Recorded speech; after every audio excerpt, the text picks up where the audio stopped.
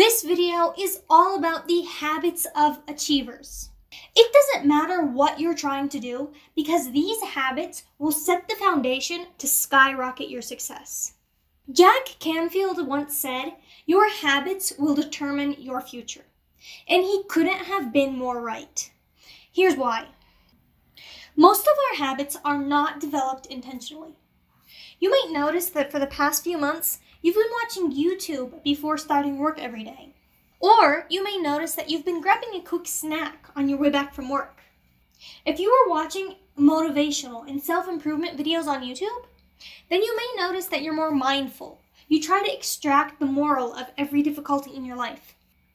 However, if you are watching YouTube to waste time, you may notice that a one-day task has become a 2 or 3 day task. You waste time and your work is never finished. And that quick snack has started to show its effects around your waist. The habits that you do daily have an accumulative effect. If your habits take you in the right direction, months from now, you could have an entirely different life. However, if your habits are bad and they are harming you, then months from now, you're going to be left with a lot of regret. And that is why Jack Canfield was so right when he said, your habits will determine your future. There are 3 different types of habits that you should be focusing on. The first type of habits is habits that build success. These habits are stepping stones. They take you from where you are to where you want to be. Examples of this type of habit would be writing 500 words a day so you can finish your book, or running a mile every day to build endurance for your marathon. The second type of habits are habits that prepare you for success. These habits are your foundation. They prepare you mentally, physically, and emotionally to reach your goal. And these are the habits that we'll be focusing on in this video. The next type of habits are habits that harm you. And you need to pay attention to these habits so you can eliminate them from your life. You are what you do daily, and these habits will shape your future self. Before you learn about the habits of achievers, take a moment to think of what habits you have now. Grab a paper or write it in the comments below. What habits do you have that build your success? Which of your habits prepare you for success, and what habits do you have that harm you?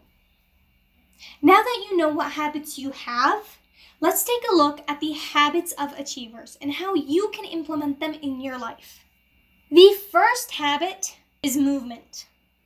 Carl Welch said, "Movement is a medicine for creating change in a person's physical, emotional, and mental states." You know exactly what this quote is saying because you've experienced it in your life, even if you've never put words to it.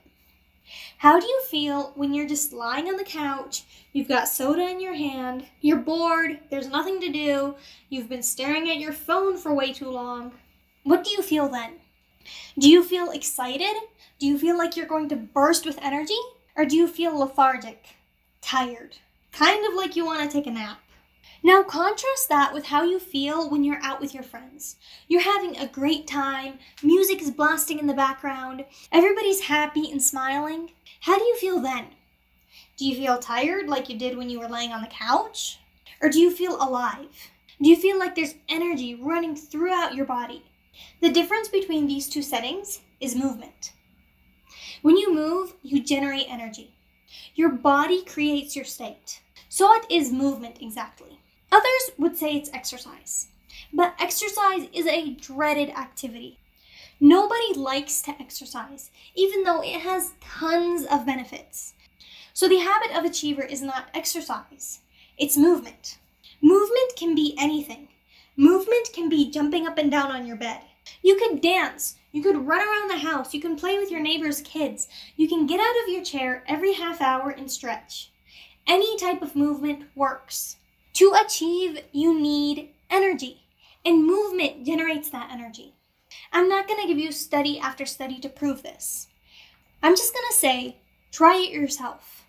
If you're in a room with nobody around you, stand up and imagine that you just received the most amazing news of your life. You reached your goal, your sister had a kid, anything that would make you extremely happy.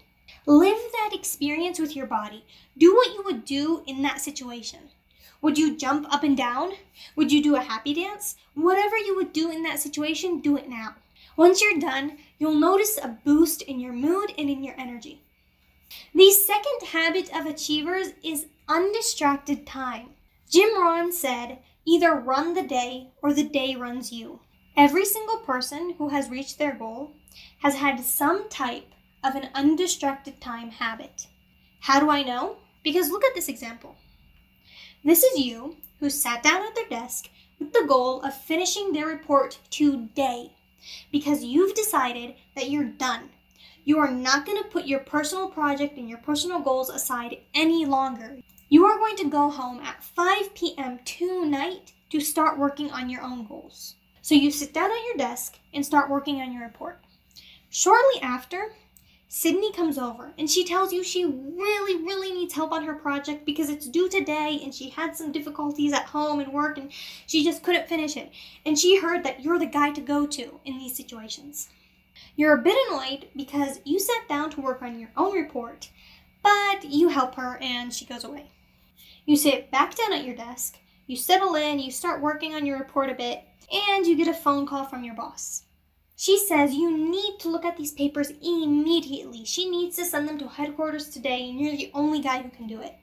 So once again, you stop what you're doing, and you go help your boss. Once that's done, it's 5 p.m., you're only half done with your report, and you're not gonna go home and work on your goals today. For the billionth time, you push your personal goals aside, and you focus on work. Achievers have what I call undistracted time.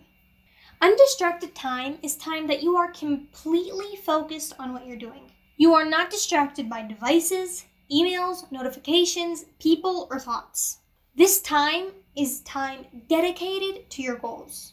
Now, I've found that the best time to have undistracted time is early in the morning. And you're going to hate me because I'm telling you to wake up early, but there is a reason. Multiple reasons, actually. The first reason is because you're more focused in the morning. Your peak hours are 2 to 3 hours after waking up.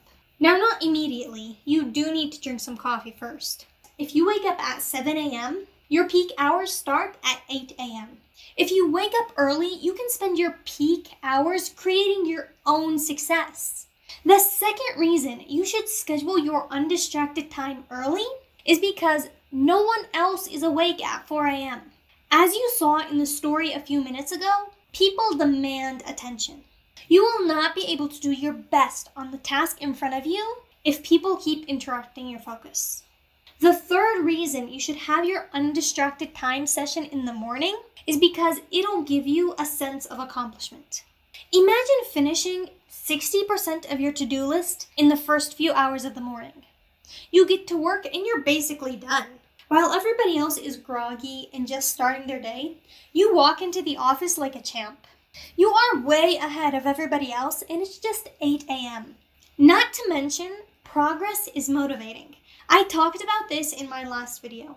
You do work and you see the results. Those results drive you to do more work so you can see even more results. The final benefit of waking up earlier is you're not rushed. You wake up in the morning with just enough time to get to work on time. You hurry up and brush your teeth, gulp down your coffee, and get dressed and you're out the door. Do you really want to waste your peak hours getting dressed and commuting to work? Hal Elrod said, wake up early every day so that while others are still dreaming, you can make your dreams come true. The third habit achievers have is reflection. Richard Carlson said, reflection is the most underused yet powerful tools of success. Reflection is a vague term. So what exactly does it mean? While meditation does have its benefits, that's not what I'm talking about here. The reflection I'm talking about is evaluating your life. Look at the big picture. Where are you in life? Where are you headed? What are you doing? Are you satisfied? If so, why? And if not, why? I am surprised by how many people go through life without ever asking themselves these questions. You'll find them complaining that they're dissatisfied. You'll find them in a bad mood every single day. And part of the reason is they've never stopped to see why they're dissatisfied and how can they fix it. The easiest way to reflect is to use a journal. I have a productivity journal that I love. Every single morning, I write down my to-do list, I write my schedule, I write down my top 3 goals for the day, and the skills I want to improve. At the end of the day, I reopen my journal, I check off my to-do list, I write down some notes of the day, for example, what I did or how I felt that day, and I also take a moment to think about how I can do better tomorrow. Here are some important questions to ask yourself when you're reflecting. Where are you in life? What are you aiming towards? Are you on the right path? Are you doing well? And how can you improve? As an achiever, you need to know the answers of these questions. The 4th habit of achievers is planning. Alan Lakin said, "Failing to plan is planning to fail." Every successful person you know has a plan. Whether it's a day-to-day plan or a life plan, they know what they're doing. There are 3 main elements of a plan. The first element is your goal. You can't go anywhere without knowing where you're going. Start with the end in mind. The second element of a plan is priorities, because you have a limited amount of resources, time, energy, and attention. What needs done immediately and what needs done eventually. You need to have these in your mind as you make your plan. The third element of a plan is time boundaries. You need to have deadlines. The essence of Parkinson's law is that tasks will expand to fill the time available to them. If you give yourself 3 days to finish a task, that task will take 3 days to finish. However, if you set a deadline to finish your task in 2 hours, it will probably happen. These are the 3 main elements to keep in mind whenever making a plan. Your bigger plan manifests itself in the little things. The first is your weekly goals. You have a long-term goal. Your long-term goal may be a year away, 5 years away, or 10 years away. The way to stay on track is to set weekly goals. Your weekly goals are stairs that step by step take you to the top of the mountain. Your weekly goals keep you on track, and they give you frequent feedback on your progress. If your goal is to write a book, your weekly goals could be to write a chapter each week. If your goal is to lose weight, your weekly goal for the first week could be to cut 100 calories from your diet. In the second week, your weekly goal may be to stop eating desserts. The second place your plan manifests is in your daily goals. Your daily goals give you a focus for the day. You may have 25 items on your to-do list, but only 5 daily goals. These goals are the main things that need to happen in that day. They keep you on track towards your weekly goals, which in turn keep you on track for your long-term goals. And they also give you a sense of accomplishment and a reason to celebrate at the end of the day. Next, we have to-do lists. It's a list of everything that needs done to reach your goal and fulfill your plan. Number 4 is schedules. Because while to-do lists are a list of things you need to do, schedules set a time for when those to-do list items need done. There's no guarantee that you'll check off all of your to-do list items. But once it's in your schedule, you've told yourself that from 4 to 5, you are going to get this task done. The final way to bring your plan to life is through your morning and night routines. Your morning routine sets you up for the day. It's when you decide what you're going to do and how your day is going to go. Your nightly routine, on the other hand, is a great time to review and reflect. You think about how your day went, you write down your progress, and you find ways to improve the next day. The 5th habit of achievers is self-growth. Without continual growth and progress, such words as improvement, achievement, and success have no meaning. You cannot become what you need to be by remaining who you are. Achievers know this. Achievers are always striving for the next level. You learn new things every day. Self-growth means to take what you've learned, implement it, and become a better person because of it. And growth is essential, because if we plot the quality of life and time on a chart, and we assumed that you are not growing as a person, you may think that your quality of life will be a straight line. However, you're faced with new problems, challenges, and obstacles every single day. If you're not willing to learn and improve yourself and leave your comfort zone, you'll grow frustrated because you won't know how to deal with these new obstacles and challenges. As you grow more frustrated and more mad at yourself, your quality of life will decrease. And now I know that nobody has time to invest hours every day to self-improvement. So here are 4 easy ways that you can grow as a person. The first method is to read. Read anything, expand your horizon. Everybody knows they should read, but they don't. However, I'm not asking for you to read a book a week. Read a chapter a day. If you can't, read 10 pages a day. Reading is essential to self-growth. Learn from the experiences of other people. The second way to grow as a person is to leave your comfort zone. Your comfort zone is basically what you're familiar with.